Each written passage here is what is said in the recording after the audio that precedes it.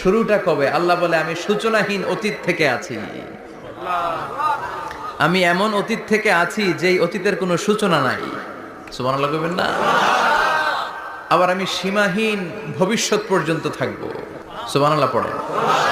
এমন ভবিষ্যৎ যেটা সীমা নাই, এমন অতীত যেটা শুরু হয় নাই, তিনি হচ্ছেন আল্লাহ। চিল্লায় বলেন তিনি কে?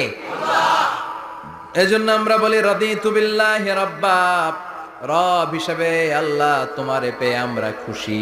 এজন্য আমাদের ইবাদতের সব জায়গায় এই রবের নামের গুণগান আছে না নাই? আমরা যখন রুকুতে যাই আমরা পড়ি সুবহান রাব্বিয়াল, আবার যখন আমরা সিজদায় যাই আমরা পড়ি সুবহান রাব্বিয়াল আ'লা।